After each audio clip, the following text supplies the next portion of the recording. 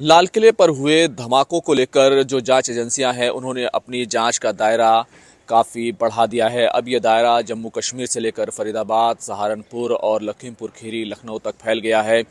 खुद जम्मू कश्मीर में ही तकरीबन 19 मशकूक लोगों को हिरासत में लिया गया है जिनसे पूछताछ की जा रही है। क्या है पूरी खबर और किस तरीके से लाल किला पर जो धमाका हुआ उसको लेकर जांच एजेंसियां क्या कर रही हैं और किस रुख पर अब जो इसकी जांच है वो आगे बढ़ रही है, क्योंकि ख़ास तौर से इस मामले में जो जैश ए मोहम्मद का नाम जो है उसके साथ लिंक जो है एक तरीके से साफ होता हुआ नज़र आ रहा है। मैं खुर्रम शहजाद और आप देख रहे हैं न्यूज़ 18 का डिजिटल प्लेटफॉर्म। देखिए, इस वक्त मैं लाल किले पर ही मौजूद हूँ और मेरे पीछे आपको दूर जो है वो स्थान, वो जगह नज़र आ रही होगी जहाँ पर जो ये जो है धमाका जो है परसों शाम 6:51 पर हुआ था, जिसमें अब तक 12 लोगों की जान जा चुकी है। 5 लोगों की हालत जो है अभी भी जो है वो जो है आईसीयू में है, क्योंकि उनकी हालत जो है स्थिर है, लेकिन फिर भी वो आईसीयू में है। तो कुल मिलाकर अभी भी जो है इस पूरे मामले की जो जांच है उसको लेकर एनआईए को ये जांच सुपुर्द कर दी गई थी और अब एनआईए इस पूरी जांच को लीड कर रही है। लेकिन जिस तरीके की फॉरेंसिक रिपोर्ट की उम्मीद थी, अभी तक पूरी रिपोर्ट फिलहाल नहीं आई है, लेकिन प्रारंभिक और शुरुआती जो आकलन है वो सामने आ चुका है और सूत्रों के हवाले से ये खबर है कि ये जो पूरा धमाका हुआ जिसको डॉक्टर उमर मोहम्मद नबी ने जो है इसको अंजाम दिया, वो एक तरीके का फ़िदायीन हमला जो है वो हो सकता है। और जो रिपोर्ट आई है, क्योंकि ख़ास तौर से जो सैंपल कलेक्ट किए गए थे फॉरेंसिक एफएसएल टीम की तरफ से, एनआईए के फॉरेंसिक टीम की तरफ से और साथ ही साथ जो एनएसजी है उसकी जो विस्फोटक विरोधी दस्ता है उसकी तरफ से जो सैंपल जो है लिए गए थे, उनको लेकर के ये बात कही जा रही है कि ये जो विस्फोटक था ये आरडीएक्स नहीं था, क्योंकि ज़मीन पर जो है गड्ढे नहीं हुए हैं। तकरीबन 42 तरीके के सैंपल्स हैं, उनको लिया गया है और इन सैंपल्स में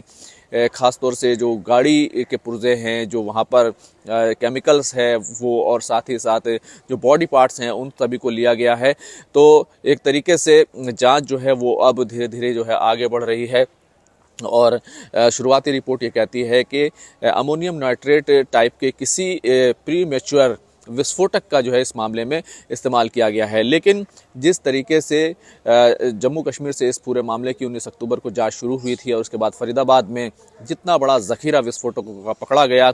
उसके बाद लाल किले का धमाका और जो गाड़ी का लिंक है, ख़ास तौर से i20 गाड़ी जिसका इस्तेमाल किया गया, उसको लेकर भी जो है अब जो ट्रेसिंग जो है वो की जा रही है। और कई जगहों पर ये दिल्ली में कार देखी गई थी, मयूर विहार और कनॉट प्लेस में भी ये कार देखी गई थी। और उसके बाद लाल किले की जो पार्किंग है उसके अंदर 3:19 पर यह कार वहाँ पर खड़ी हुई और तकरीबन 3.5 घंटे के आसपास ये कार वहाँ पर खड़ी रही और 6:22 पर वहाँ से निकली और 6:51 पर लाल किले का जो मेट्रो स्टेशन है उसका गेट नंबर 1 है उसके सामने धमाका हुआ, जिसमें बहुत सारे लोगों की 12 लोगों की जान गई। जिन लोगों की जान गई है उनके लिए दिल्ली सरकार ने 10 लाख रुपए के मुआवजे का ऐलान किया है और जो स्थायी रूप से विकलांग हो गए हैं, जिनको नुकसान हुआ है, उनके लिए 5 लाख रुपए और जो जख्मी हैं उनके लिए 2 लाख रुपए का सीधे तौर पर मुआवजे का ऐलान किया गया है। तो अगर इस पूरे इशू में अभी भी जो दिल्ली पुलिस की टीमें हैं या फॉरेंसिक की टीम है, एनएसजी की टीम है, एनआईए की टीमें हैं, वो मौके पर मौजूद हैं और इस पूरे मामले पर अभी भी जांच पड़ताल में जुटी हुई है। फ़िलहाल ये जो पूरा इलाका है, जो जामा मस्जिद के आसपास का इलाका है, जाने चौंद का इलाका है, लाल किले का जो इलाका है, इस पूरे इलाके को अभी भी कॉर्डन ऑफ रखा गया है। और जिस तरीके से बताया गया था कि अगले 3 दिनों तक, यानी कि कल से इसकी शुरुआत हुई थी, तो अगले 2 दिन यानी आज और कल भी ये जो इलाका जो है बंद रहने की काफ़ी ज़्यादा संभावना है। लाल किले को तो अगले 3 दिनों तक के लिए वैसे ही बंद कर दिया गया था। तो अभी भी इस पूरे इलाके में जो जाँच है वो की जा रही है और कोशिश ये की जा रही है कि कड़ियाँ से कड़ियाँ जो है वो तमाम मिलाई जाएं और ख़ास तौर से जिस तरीके का इसमें इस्तेमाल किया गया उसकी प्रारंभिक रिपोर्ट, जो रेफरेंसिक की प्रारंभिक रिपोर्ट है, उसमें ये कहा गया है कि ये कोई ऐसा नहीं था जिसका आमतौर से जो फ़िदायीन हमला होता है या जो इस तरीके का आतंकवादी हमला होता है उसमें इस्तेमाल किया जाता है, बल्कि कोई इस तरीके का केमिकल था जिसका इस्तेमाल जो है इसमें किया गया, जो प्री मैच्योर था। इसी वजह से इसमें जो है ज़मीन पर गड्ढे वगैरह नहीं बने हैं। लेकिन फ़िलहाल अभी जो फॉरेंसिक रिपोर्ट है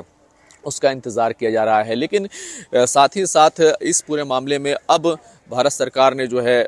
जो सीधे तौर पर एक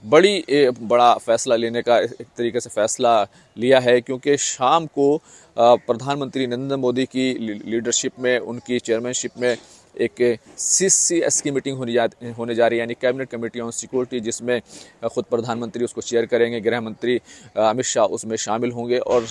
इसके अलावा निर्मला सीतारमन और रक्षा मंत्री राजनाथ सिंह वो भी मीटिंग में शामिल होंगे, गृह सचिव शामिल होंगे और NIA और इसी के साथ दूसरे ऑफिशियल्स और अजीत डोभाल जो NSA हैं वो भी इस मीटिंग में शामिल होंगे। और इस पूरे इशू में दरअसल ये मीटिंग इसलिए भी काफ़ी अहम हो गई है क्योंकि इससे पहले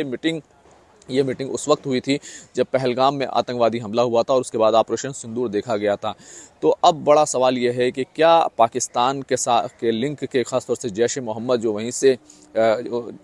से जैश मोहम्मद का लिंक क्योंकि पाकिस्तान से है और वहीं से इसको ऑपरेट किया जाता है, तो क्या इस पूरे मामले में अब ऑपरेशन सिंदूर 2 देखने को मिलेगा? क्योंकि भारत सरकार ने पहले ही कहा था कि अब न्यू नॉर्मल ये है कि अगर भारत के ख़िलाफ़ कुछ भी किया गया, किसी तरीके का हमला किया गया, तो इसको एक्ट ऑफ वॉर माना जाएगा। और भारत ने तो पहले ही एक बहुत ही कड़ा कदम उठाते हुए पाकिस्तान का जो पानी है, जो सिंधु जल समझौता है, उसको पहले ही सस्पेंड कर रखा है। तो ऐसे हालात में अब ये जो मीटिंग हो रही है इसमें कई बड़े फैसले लिए जाने का इम्कान है। लेकिन अभी भी जांच एजेंसियां जो है वो पूरे तौर से काम कर रही हैं। दिल्ली पुलिस की टीमें जो है मौके पर मौजूद हैं, NIA की टीम मौजूद है, NSG की टीमें जो है मौके पर मौजूद हैं। पल पल की अपडेट हम आपको देते रहेंगे और ख़ास तौर से आज जो बड़ी नज़र रहने वाली है वो ख़ास तौर से जो शाम की में जो मीटिंग होने वाली है CCS की, कैबिनेट कमेटी ऑन सिक्योरिटी की, उस पर जो है नज़रें जो है रहने वाली हैं। देखिए, इस वक्त मैं लाल किले पर ही मौजूद हूँ और मेरे पीछे आपको दूर जो है वो स्थान, वो जगह नज़र आ रही होगी जहाँ पर जो है धमाका जो है परसों शाम 6:51 पर हुआ था, जिसमें अब तक 12 लोगों की जान जा चुकी है। 5 लोगों की हालत जो है अभी भी जो है वो जो है ICU में है, क्योंकि उनकी हालत जो है स्थिर है, लेकिन फिर भी वो ICU में है। तो कुल मिलाकर अभी भी जो है इस पूरे मामले की जो जांच है उसको लेकर NIA को जांच सुपुर्द कर दी गई थी और अब NIA इस पूरी जांच को लीड कर रही है। लेकिन जिस तरीके की फॉरेंसिक रिपोर्ट की उम्मीद थी, अभी तक पूरी रिपोर्ट फिलहाल नहीं आई है, लेकिन प्रारंभिक और शुरुआती जो आकलन है वो सामने आ चुका है। और सूत्रों के हवाले से ये खबर है कि ये जो पूरा धमाका हुआ, जिसको डॉक्टर उमर मोहम्मद नबी ने जो है इसको अंजाम दिया, वो एक तरीके का फ़िदायीन हमला जो है वो हो सकता है। और जो रिपोर्ट आई है, क्योंकि ख़ास तौर से जो सैंपल कलेक्ट किए गए थे फॉरेंसिक FSL टीम की तरफ से, NIA के फॉरेंसिक टीम की तरफ से, और साथ ही साथ जो NSG है उसकी जो विस्फोटक विरोधी दस्ता है उसकी तरफ से जो सैंपल जो है लिए गए थे, उनको लेकर के ये बात कही जा रही है कि ये जो विस्फोटक था ये RDX नहीं था, क्योंकि ज़मीन पर जो है गड्ढे नहीं हुए हैं। तकरीबन 42 तरीके के सैंपल्स हैं, उनको लिया गया है और इन सैंपल्स में ख़ास तौर से जो गाड़ी के पुर्जे हैं, जो वहाँ पर केमिकल्स है वो, और साथ ही साथ जो बॉडी पार्ट्स हैं उन सभी को लिया गया है। तो एक तरीके से जांच जो है वो अब धीरे धीरे जो है आगे बढ़ रही है और शुरुआती रिपोर्ट ये कहती है कि अमोनियम नाइट्रेट टाइप के किसी प्री मैच्योर विस्फोटक का जो है इस मामले में इस्तेमाल किया गया है। लेकिन जिस तरीके से जम्मू कश्मीर से इस पूरे मामले की 19 अक्टूबर को जांच शुरू हुई थी और उसके बाद फरीदाबाद में जितना बड़ा ज़ख़ीरा विस्फोटकों का पकड़ा गया, उसके बाद लाल किले का धमाका और जो गाड़ी का लिंक है, ख़ासतौर से I-20 गाड़ी जिसका इस्तेमाल किया गया, उसको लेकर भी जो है अब जो ट्रेसिंग जो है वो की जा रही है। और कई जगहों पर ये दिल्ली में कार देखी गई थी, मयूर विहार और कनॉट प्लेस में भी ये कार देखी गई थी। और उसके बाद लाल किले की जो पार्किंग है उसके अंदर 3:19 पर यह कार वहाँ पर खड़ी हुई और तकरीबन 3.5 घंटे के आसपास ये कार वहाँ पर खड़ी रही और 6:22 पर वहाँ से निकली और 6:51 पर लाल किले का जो मेट्रो स्टेशन है उसका गेट नंबर 1 है, उसके सामने धमाका हुआ, जिसमें बहुत सारे लोगों की 12 लोगों की जान गई।